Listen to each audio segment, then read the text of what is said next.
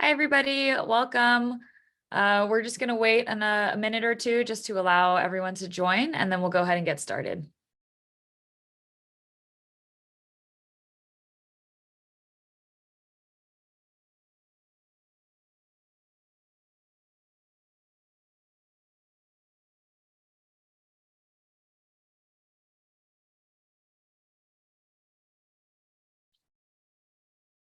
This may be a good time to disclose I have two dogs that you may hear.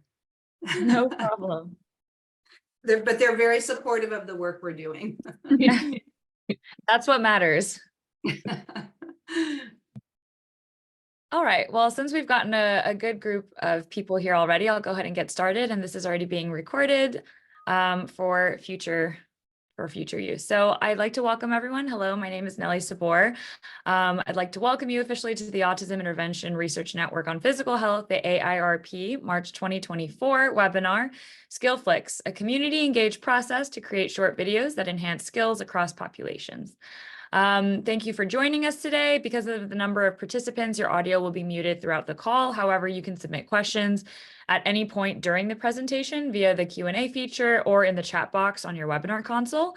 Just a friendly reminder to please be respectful when communicating in the chat and asking questions, and note that only questions or comments pertaining to the presentation will be addressed. Again, the entire webinar is being recorded and it will be available on the AIRP website, which we will put in the chat. There will be a short evaluation survey at the close of the webinar. We invite you to provide any feedback on the webinar and also to provide suggestions for future webinars if you have any. So in the interest of time, we'll go ahead and get started. Next slide, please. We first want to acknowledge the Health Resources and Services Administration as the funding source for the AIRP. Next slide, please. Great. And so now it is my honor to pass it off to our presenters for today. Thank you all for joining us. Hello, thank you everyone for joining us. I am Laura Graham Holmes. I'm an assistant professor at Hunter College, and I'll let my colleagues introduce themselves once we go into those slides. I just wanted to briefly talk a little bit about this partnership. Because it's something that I haven't experienced before, and it's fun, and I'm happy to be here talking with my colleagues today, and I hope this will be a fun conversation. So as a graduate student, my research focused on how families talk to youth about sexuality, autistic youth about sexuality and relationships. And I remember that one of my professors, I think Dave Huebner, said, no one's going to come along and develop your interventions for you. You have to do the development. But in this case, that did happen for me because this partnership came around, which was good because I did not know where to go. I think there was not a lot of research in that area at all at the time. And so my surveys were very, basic foundational stuff. And I was so fortunate to meet up with this group at Diffusion and develop this academic industry, I guess, partnership together, because there's a lot of things, as you'll see through the course of this presentation, that are not things that we as psychologists and researchers are trained on, things like filming videos with actors and creating a safe, a happy environment for people, for those actors, and just a lot of different sort of technology and things like that. So I feel really grateful to have this collaboration. So yeah, I guess I will pass it on to Gina or Lane, whoever would like to introduce yourselves. Thank you, Laura. And I can only say, this is Regina, that we really appreciate working with Laura. After having her involved as an advisor on one project, it just kind of spiraled from there. Well, can you work with us on this? Can you be a co-investigator on that? And it just keeps going. Hopefully it just keeps going.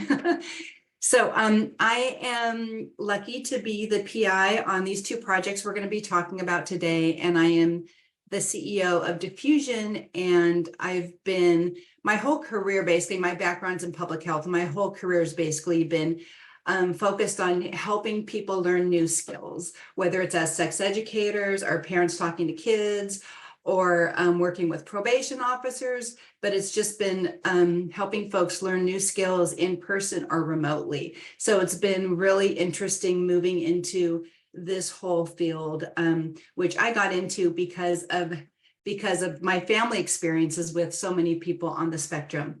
And so it's been super interesting and really happy to work with.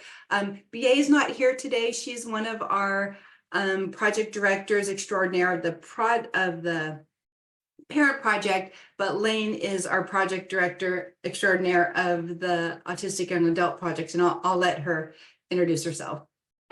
Yeah, I'm Lane, like Gina said. I'm one of the project directors at Diffusion, and I'm directing our project we're going to tell you a little bit about soon, working with autistic young adults. And I'll also step into BA's role because I have also been very involved in that project. So I'll talk a little bit about her project as well. And then we're also joined with Rachel, who is one of the staff on the project, who's been super essential in assisting with just a huge spectrum of all the different things that we do on these projects. You know, we go from, you know, the very formative research, we develop our interventions, we test them out, we do the evaluations. So it's a very jack of all trades, multi-faceted work we do here.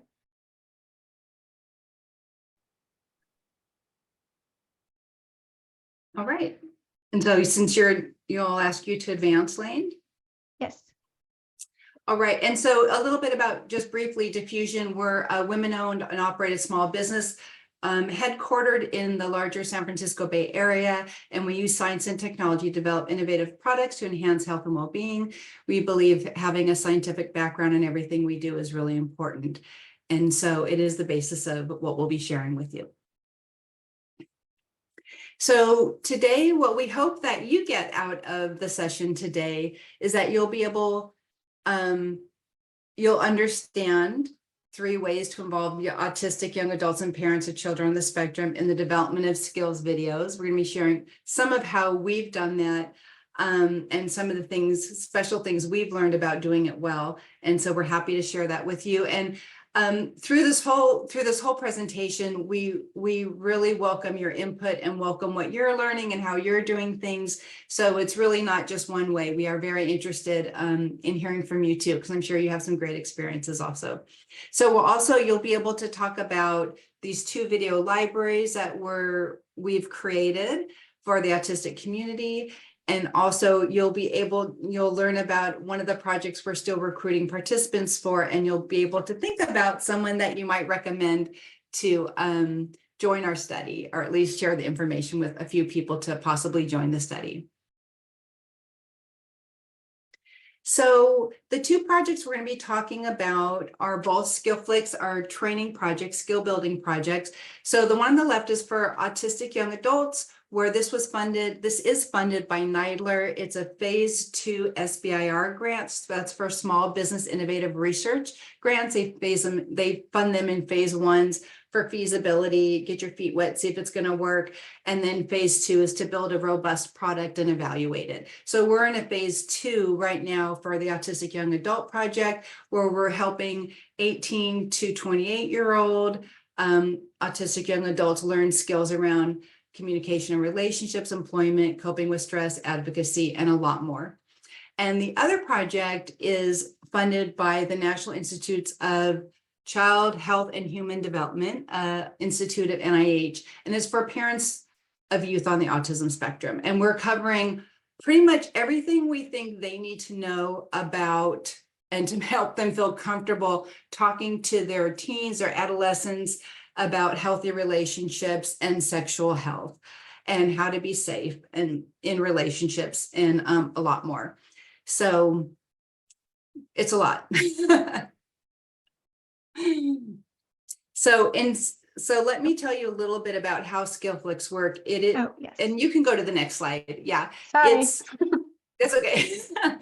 So basically, in this form of skill instruction, we kind of took what we knew worked well in face-to-face skill instruction, it combined with years of experience doing remote skill instruction, and whittled it down to showing videos, short videos very delicately sequenced in order to teach these micro skills for learning the larger skills. And so Skillflix is a video-based platform that's particularly good at teaching sensitive and complex communication skills. Because if you have a simple skill like how to change a tire, there's just steps. You do this, that, this, and that. But these communications about sensitive issues are not that straightforward. They can be like, well, we started talking about this and then it went like that. And now what do I do? Because I wasn't prepared to talk about that. And so basically we take the skills, instead of showing like a 10-minute skill on how to do something, we break it up into micro skills, these mini micro skills, which take about 30 seconds to 2.5, 3 minutes to model via video.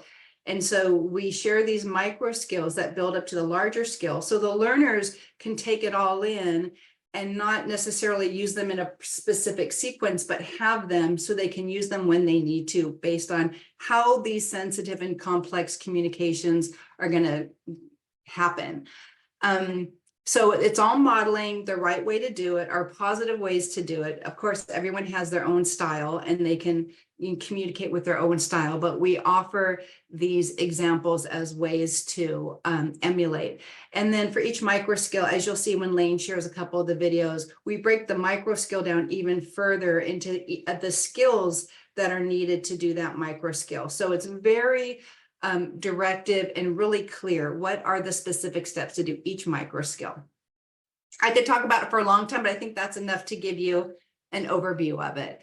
And so BA was going to share with you, just for the parent project, this is just a word cloud on some of the topics. This was made from the different titles of the videos in the parent collection.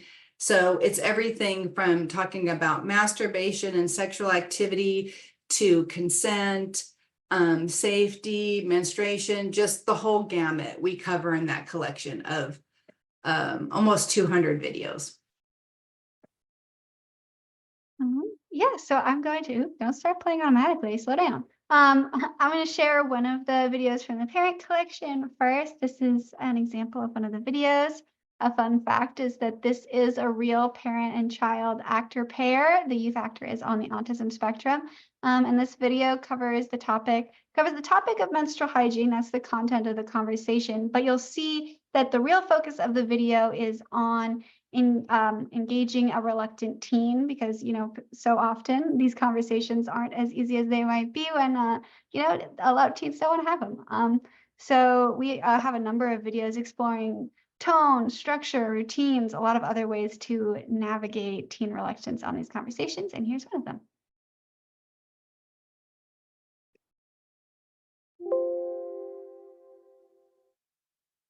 Make sure the volume. There you go. Hey, Soph. I washed your gym clothes, and I wanted to ask you if you remember how we talked about changing your tampons before they're full, around every 4 to 8 hours. Mom, that's so embarrassing. There's nothing to be embarrassed about, Angel. I just want to make sure you don't have any leaks. Remember we talked about hygiene? Yeah, hygiene. Right. To be hygienic, we talked about how you shouldn't wear tampons too long. Do you remember why? Hygiene? And what does hygiene mean? Like keeping your body clean? Yeah, exactly. So what happens when someone wears a tampon too long? I guess you get blood in your underwear and that'd be gross. Yes, and having blood in your underwear could start to smell or give you a rash or even an infection. I know it's embarrassing to talk about, but it's important that you understand and take care of your body. I know this talk was awkward, so thanks for sticking with it. You know where to find me if you have any questions. So that's one from the parent collection. I'm also going to share one from our young adult collection. The young adult collection is pretty broad. It's on all sorts of kind of independent living skills, communication skills that might come up in a person's life. We have one section that focuses a little bit on self-advocacy, including communicating with healthcare providers. So here's an example from that part of the collection. Much of this collection is live action in a similar style to the previous one you saw, but we also have a number of them that are in an animated style. Sometimes that's in settings that we weren't able to film in, or it'll be something that's like a little bit more internal work. So we're following the thoughts or the knowledge that the like the perspective character is gaining. So here's an example of this one on some ways to navigate the many potentially confusing questions that they might ask you at a healthcare appointment. I really don't want to know my weight right now. I'm gonna stand backward on the scale. Could you please hide the number and make a note to avoid sharing it with me? Sure thing, sweets. Is there a reason? I'm just really uncomfy in my body right now and don't want another thing sloshing around in there. Okie dokie. Well, I'll let the doctor know. She may refer you to someone else about this too. Also, they may want to discuss if your weight is out of average range. Okay, fine. Alright, sweets. We're just gonna get some personal and family history, alright? Yes, Do you drink? yes. How much? Like, by volume? Could you be more specific?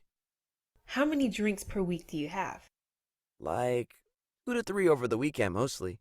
Sometimes wine with dinner, if my girlfriend's in town. A girlfriend, huh? Are you sexually active? Sometimes. Do you use birth control methods? She doesn't. I used condoms. This is a lot. I need like 20-second break from sharing with you. You got it, sweets.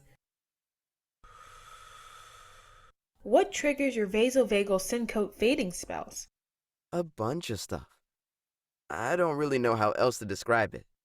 What triggered your most recent episode? The bus stop. Super cool time. I think what was from a combo of stressing about being late, being super hot outside, and standing for a long time. How do you feel before you faint? Could you be more specific? Sometimes I find it hard to describe how my body feels. Maybe use yes or no questions? Sure thing, sweets. Do you feel any pain? No. Nausea. Yes. Okie dokie, Eric. Time to take your blood pressure and temperature. Sure. Would you mind doing them at different times? I don't like having everything touch me at once. Sure thing. Great. And if you could tell me what you're doing before you do it, I'd appreciate it. You got it, sweets. I'm going to slide this onto your bicep to take your blood pressure. May I take your arm? Yes, thanks. And so with that, we also include some written resources, including, like PDFs on common questions that people might ask, ways to prepare, create a little healthcare binder, preparing your answers for the questions they might ask you, supporting people with kind of those sticking points that are really tricky for a lot of folks on the autism spectrum, like pain scales and things like that, as well as providing some information on the different accommodations and accessibility things that you might be able to advocate for in a doctor's office. We would love for folks to jump in the chat and just share any reactions to these two examples we shared and any thoughts that you might have.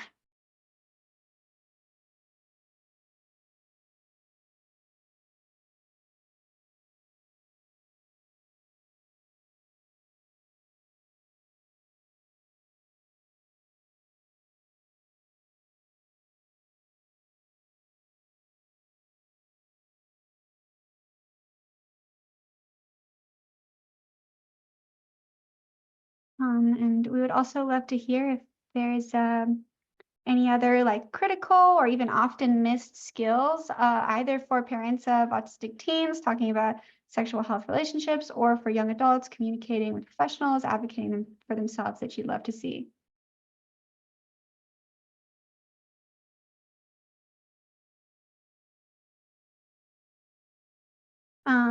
Cecilia Buckley, your comment seems relevant to have training for medical professionals as well. That's something that's really been speaking to us throughout this project. We have kind of a small, I'll get into it a little more later, but we have a small portion of our collection intended for our users, our autistic users, to be able to share with the neurotypical folks in their lives, friends and family, to support them in better understanding and better communicating with folks on the autism spectrum, this idea of communication being a two-way street. And we would really love to, we have about 18 videos for friends and family, but we'd love to kind of think about expanding that collection as well to this professional sphere.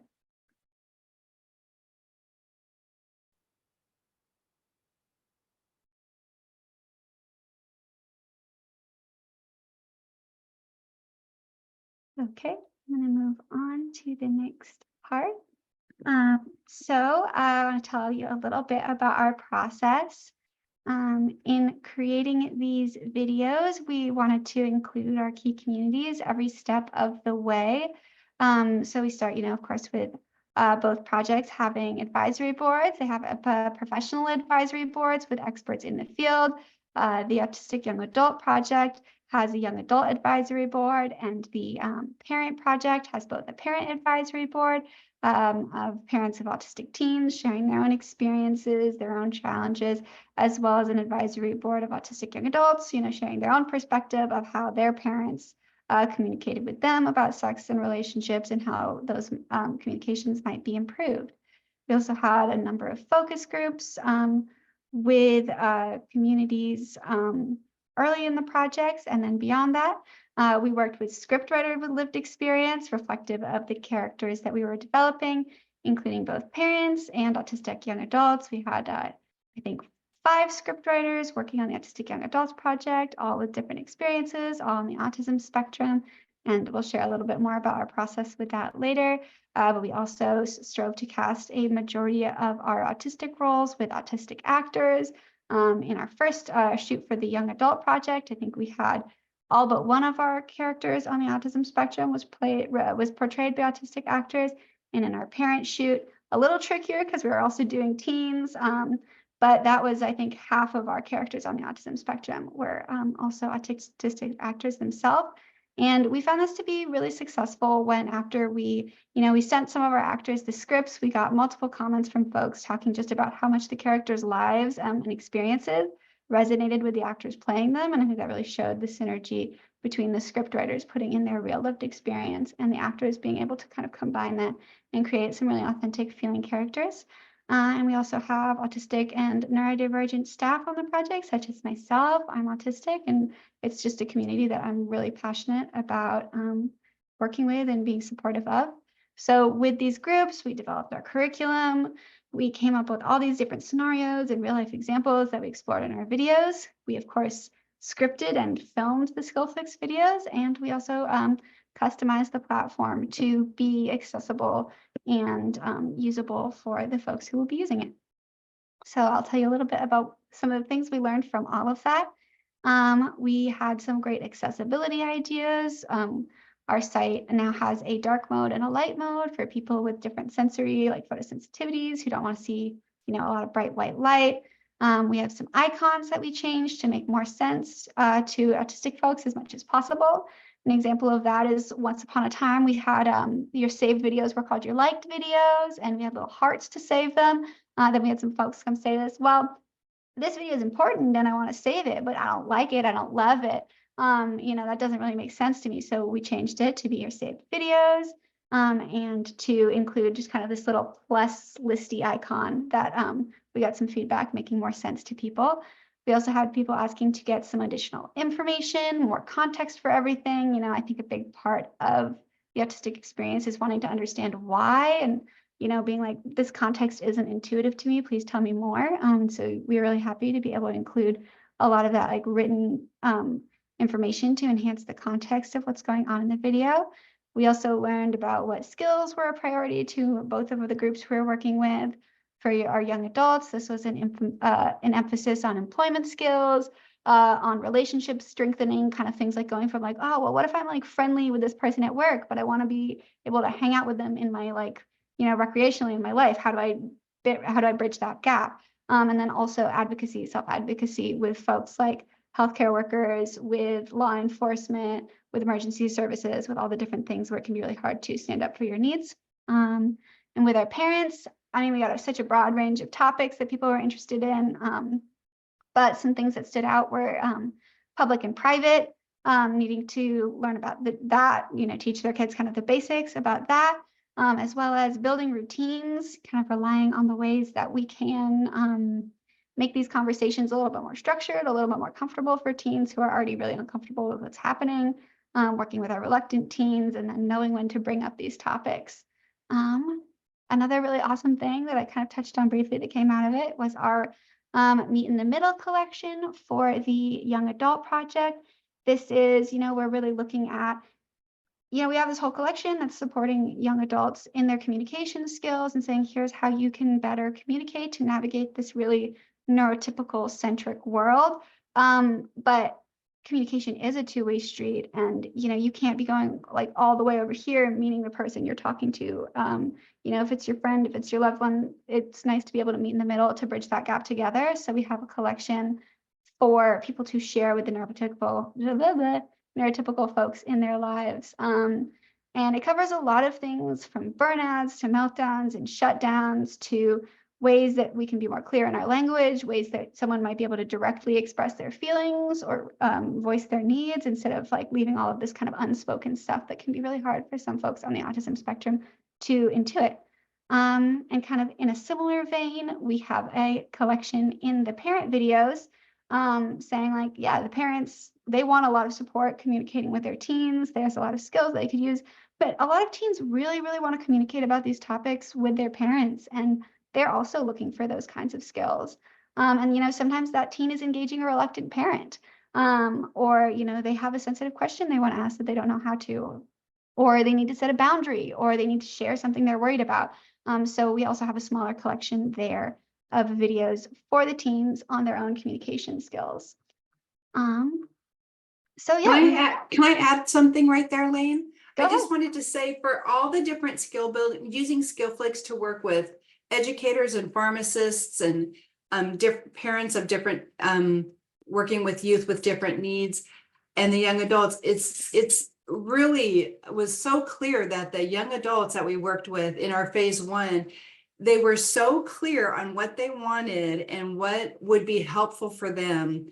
Because a lot of times people say what they want in usability testing, like the parents, they say what they want, but they don't use what they say. Like the young adults have been so easy to work with and so clear about what's helpful for them, where the parents have been a lot more challenging. Just wanted to throw that in there. Yeah, it's definitely an interesting process. As you can see, we're very skills oriented.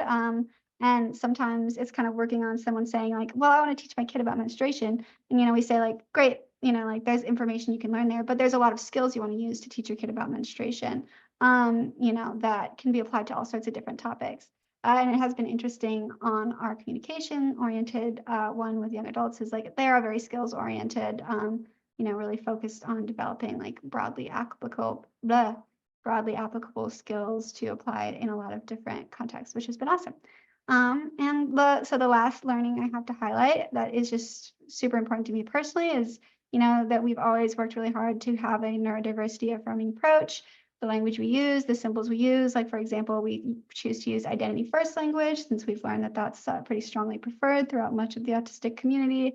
We like to use the neurodiversity infinity sign, and we just the way we approach things like social skills. It's a really loaded topic for a lot of folks on the autism spectrum. People don't want to be told, act this way to be normal. They don't want to be pressured to conform to a bunch of neurotypical social norms that don't necessarily resonate or make sense with them, which is why we've worked, I think, quite hard to say, okay, here you are, you're navigating a society that is frequently expecting you to behave a certain way.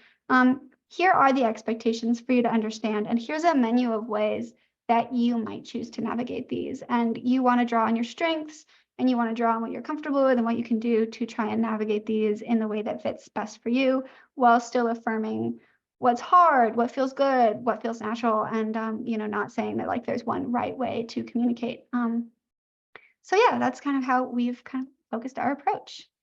And it's been a really incredibly fun process. I want to talk a little bit about, how we were able to foster an accessible and inclusive environment with our actors, with our scriptwriters, and make space for, including all the great neurodiversity that we've been able to include. And I want to pass it to Rachel because Rachel worked a lot with our scriptwriters and has, I think, some really fun insights. Thank you, Lane. Yes, it was so fun working with our script writers.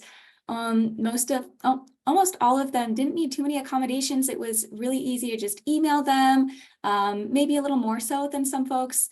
And if the check-ins didn't work via email, we met via Zoom, and then it was easy to work out any scheduling constraints that they were having or help them come up with their own scheduling plans and personal tools they could use, like Google Calendar or setting up different timers on their phones to remind them when they could start working throughout their day. One of the most impactful ones that I started doing was body doubling with script writers. So if y'all don't know what body doubling is, it's when you work in the same space on different tasks. So if you've ever gone to a coffee shop with a coworker, the library, as a student with your friends, or even worked at a communal table at work, that is body doubling. And it helps people with ADHD and executive function. Tricks the brain and associates the dopamine you get from another person with the task at hand, and it provides more motivation and emotional regulation.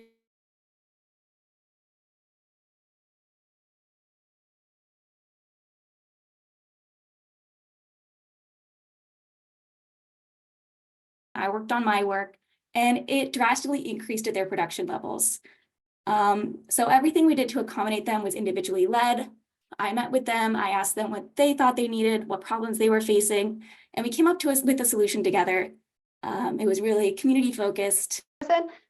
So, we tried to be as clear as possible. Sometimes if a script was really hard, we met and we just worked on it together. And so they were able to share their experience, but, maybe they couldn't get the words down onto this page. So we were able to do that.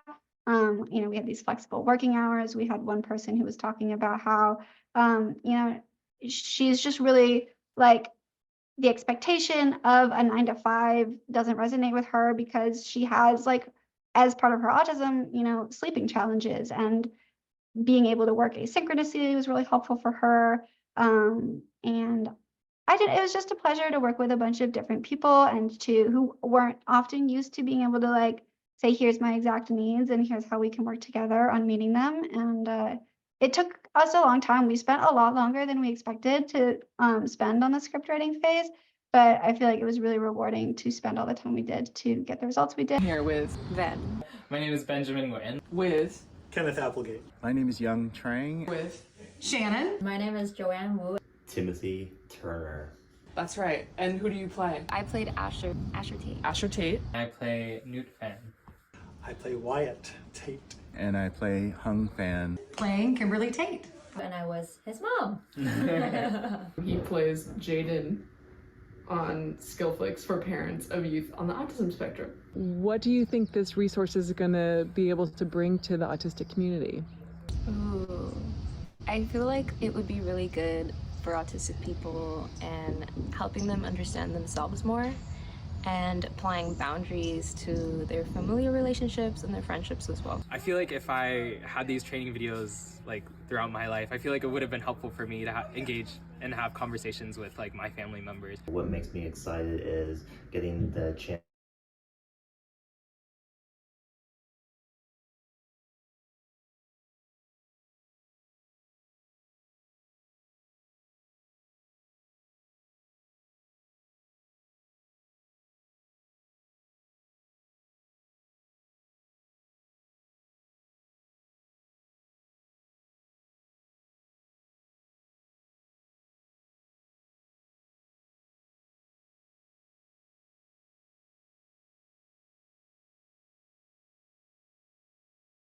is nonverbal. And so it's easy to get frustrated trying to approach some of these conversations with him and trying to figure out whether or not he's engaging and understanding what we're sharing as he's diving into all of these things about self-awareness and his body and all of that. So it's been really exciting to see how we can take some of these skills into my own life and with my own stepson. I have some family members that are on the autism spectrum, and I mean, it's definitely difficult in my family because I have, I guess, first gen, where our parents are immigrants, so talking about mental health is a little bit harder to talk about. But in this way, being able to have kind of, I guess, an example or a standard way to be able to interact with, if you have kids on the autism spectrum, I think this is going to be a great resource and just a great way to, I don't know, open minds, open channels, yeah. And I thought, well, this is quite interesting. I'd never heard of the aspect of being able to teach, or have relationships or teach skill building for parents on being able to talk to their autistic children, autistic teens specifically, about relationships and such. I thought it was very useful information to me, whether it's, for a teen that's on the autism spectrum or for neurotypical teens. This is a lot of information to learn, and it can be a little bit chaotic. So anything you could do, put a format and a structure and a repetition to it, I think is helpful. And I never thought about that consciously. It's really important to be honest and aware of all of these things, but to not be condescending to your partner, to your child, no matter where they're at in these conversations. If you have kids on the autism spectrum, I think this is going to be a great resource and just a great way to open minds, open channels, yeah. True that. Thank you. Yeah. So really, we've just been super excited in the ways we got the opportunity to incorporate participatory research into the work we've done on this project and work we do on other projects. And we would love to hear how other folks have had the opportunity to also take part in some participatory research. And so we'd love to hear how you've done this before or how you hope to do it. While people are typing, can I just say that it looks really fun to be on set, and I know it's a total marathon for you all, but I'm like, oh, can I come next time? Because it looks like a nice community. You should come next time. That'd be fun. This time we had this box because we had a box of like sensory toys and fidget toys and all sorts of things for the actors to, one, suit themselves, but also to bring on set for their characters. And I think we found that the diffusion team really appreciated also having this box of, little fidget spinners and cubes and there was so many fun little things. So we found ourselves also playing with a lot of that stuff. We've filmed in Los Angeles for the young adult project, and we filmed in the San Jose area for the parent project. And it's probably worth noting that doing this kind of work with the autistic community, sorry, I stepped on my dog. It definitely, we need to budget a lot more for this type of work, because finding actors, finding everybody to be involved it just takes more time working with the script writers. When you really involve folks in every single step of the program, it takes a lot more time and a lot more of our staff time and their time. So anyway, it's really worthwhile work, but it's something that we've learned to like budget a lot more for this type of project than our other projects.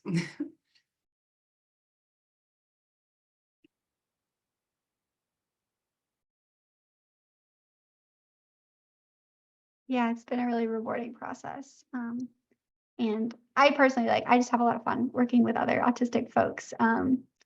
It's a really, really busy time, but it's kind of nice to be able to connect with people. I know there was one day on our AYA shoot with our young adults where all of the crew left for the end of the day, and just one of our actors was waiting for a ride home. And Rachel and I were both there. We found ourselves saying oh my gosh, it's so nice that it's just us and everyone's it's all chill now. And that's because we could be so unmasked, even though the actor is still there, because we said we could be so comfortable and unmasked, as fellow neurodiverse folks.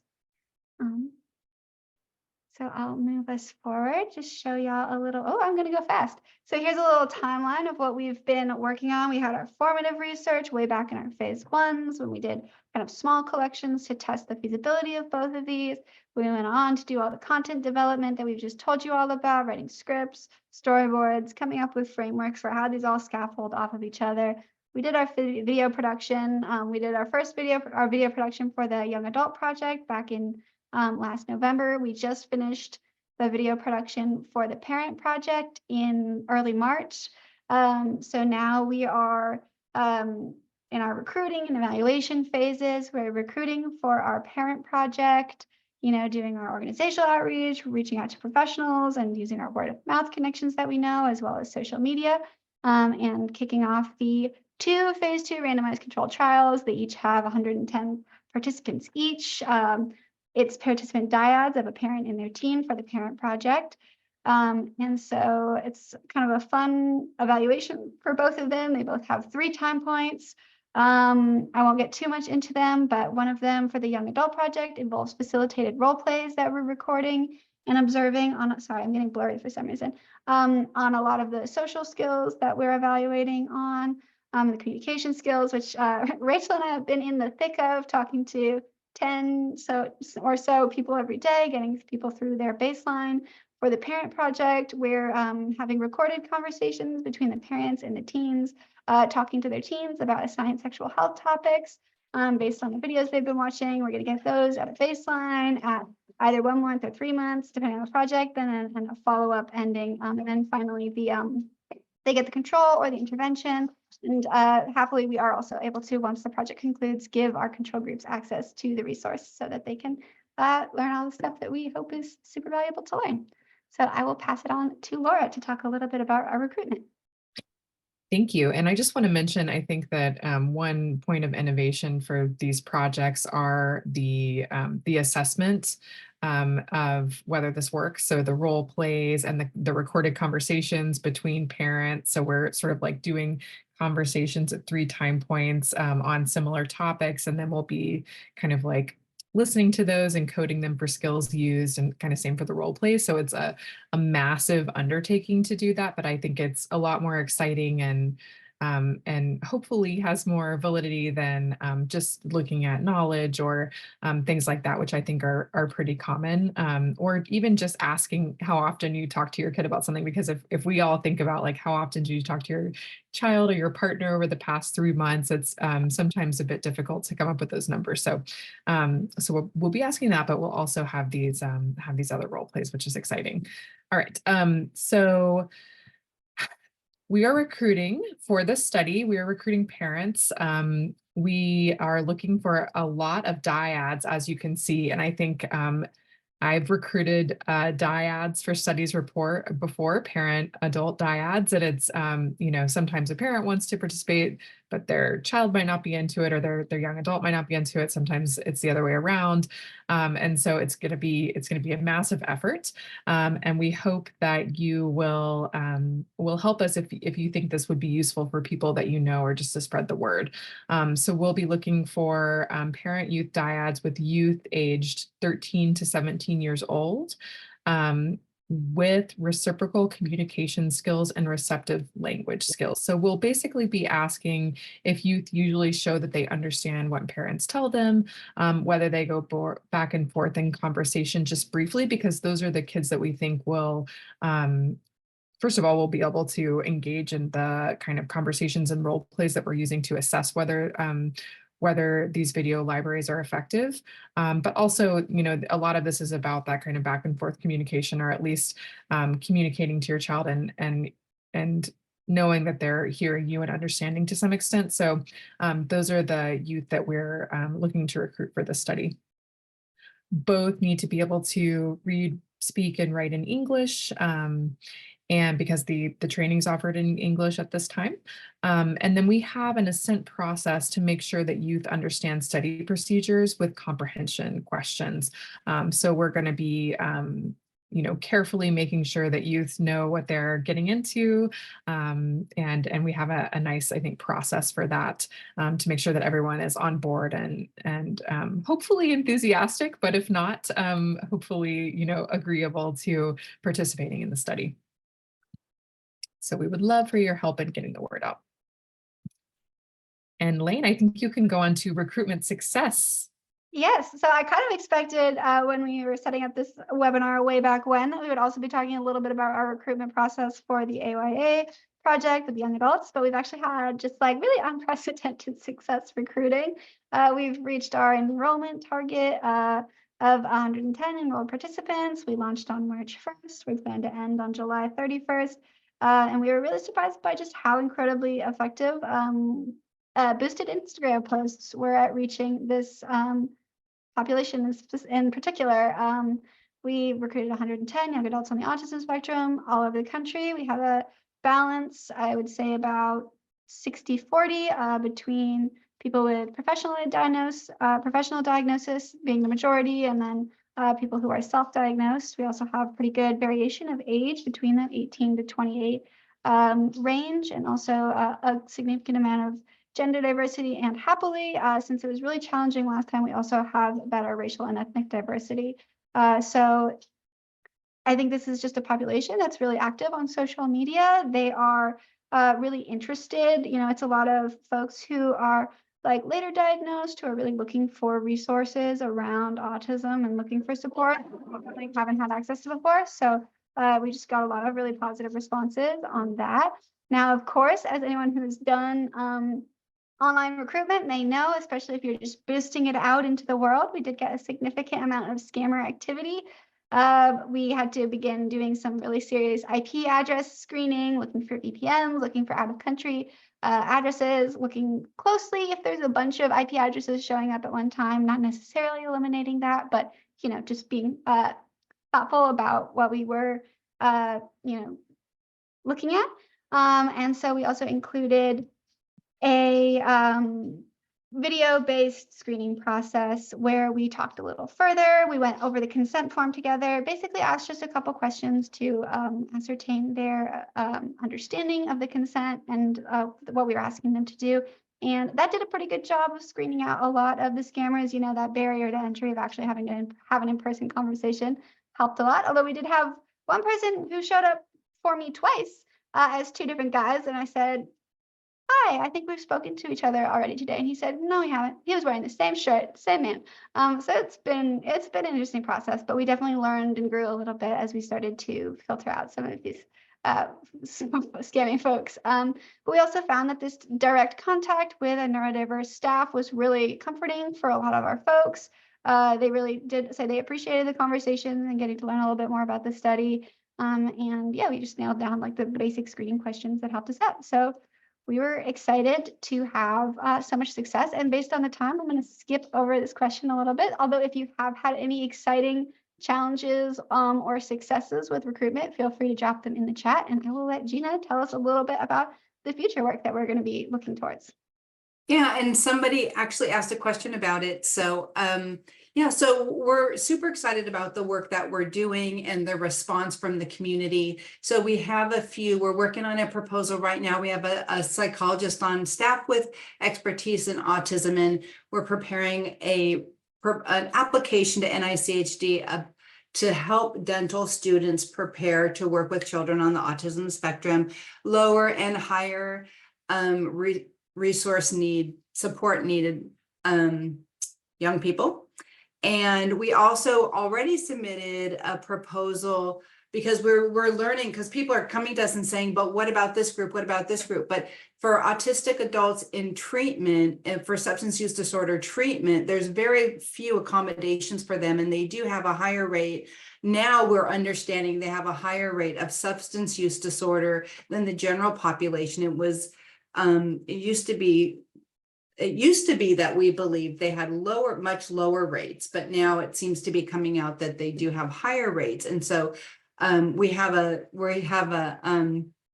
proposal under review now to work with practitioners in treatment programs to help us with figuring out how to do training for practitioners to work with autistic adults. And then the meet in the middle videos that we're really excited about, and I put in the chat, we're actually going to be using some of them we're doing a training for our whole company on how to work with each other, a neurodivergent team, how to work with each other and support each other.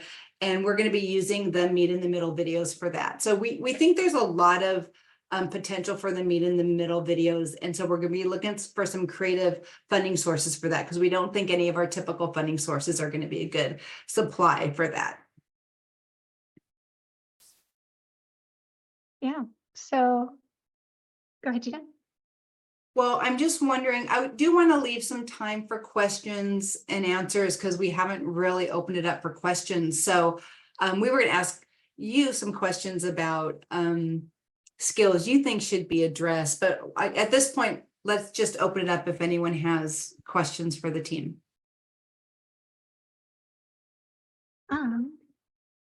That is a good question about keeping up with the research projects.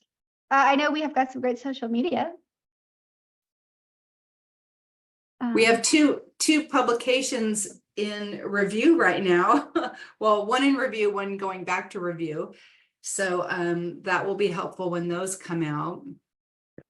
I'm gonna end the slideshow so I can maybe drop some links in the chat as well for Diffusion social media. Yeah, I mean, you definitely follow us on social media because we're always posting not only the results of studies, but also we learned this cool thing, we learned that cool thing, we're recruiting for this, we're looking for, I mean, we're always looking for folks for focus groups and expert advisors and lived experience advisors. And so, and all that usually comes out on our social media. Oh, whoops. That wasn't quite right.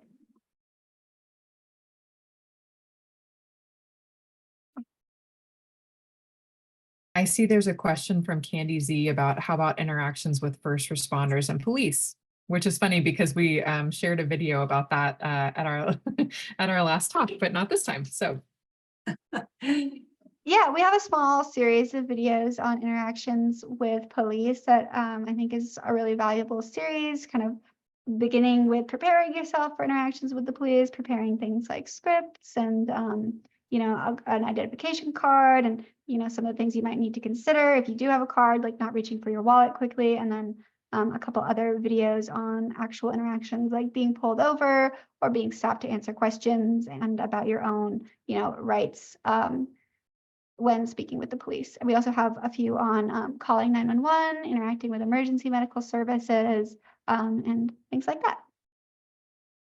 and were those things that the young adults asked for? Yeah, that's what I thought. Yeah. And they're really good. I mean, I've learned a lot of things from these videos. And so they were developed for the young adult collection, but we're also including them on the parent collection because they're good things for parents to share with their teens or adolescents, because they're good things for parents and teens to know too. Yeah. Gina, do you want to answer Cecilia's question about the video library dissemination? Okay, I don't see I it. can read it out loud. It says, Cecilia says, how will you disseminate the video library? Will it be able to be publicly accessed or by a subscription? Yeah, it will be, because it will be available by subscription. Or if we can get a sponsor like a large agency to sponsor it and make it available to their constituents. But that's one of the kind of the agreement we make with the federal government when we get small business innovative research grants is they want us, we have a commitment to commercialize it. So we do need to charge for the resource, but we'll be making it available for families to purchase and also making it available for small organizations. And then also these kind of these corporate sponsors who can make it available. We like, for example, we have in one of our pharmacy collections where we work with pharmacists to help to work to train them on how to provide better services to the people they serve, especially seeking non-prescription syringes. We just sold it to the Iowa Pharmacy Board, who is sponsoring it for all their pharmacies in the state of Iowa. So we're really open to any kind of creative distribution to get it out to as many people as possible. I would love to see schools get involved, given we know that there are low rates of access to to the general sex education curriculum in schools for autistic youth. Much less making it accessible for youth with disabilities. So, yeah, and like along with schools, I think colleges are also a really great opportunity for the young adult project, because we know that college can be a really difficult time for young adults on the autism spectrum, and it's a good resource that a college or university could make available to their students. Yeah, that's a really Community college too, I think would be great. Yeah, I could see something like video watching parties for that, to let people have discussions about stuff and make some connections around that, and maybe a more fun way than, I don't know. Does that sound fun? What did you guys We'll throw in a skill about how to make popcorn.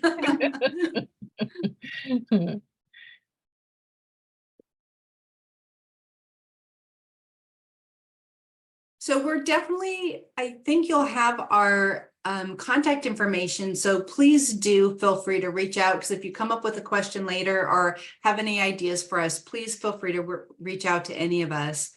We'd love to stay connected, and would love to hear more about what you all are doing too. I hop on here just 2 minutes before the end, but you guys were facilitating the questions and everything so beautifully, and I was just listening. So thank you for such a collaborative conversation. Thank you for all the activity in the chat. I love seeing so many questions and responses and things like that come in. It was super interesting to watch all the videos as well. So we really admire your efforts, and thank you for taking the time to share them with us. And yes, some things coming in the chat in terms of emails, contact information if you'd like to keep in touch. This has been recorded and will be up on the AARP website. You can always reach out to our email if you ever have any questions, and we can also relay them to the presenters. All in all, thank you all so much for joining. Thank you all for presenting. If anything ever does come up, please feel free to let us know. Thanks, everyone. Thanks so much. Thank you. Thanks, Maria.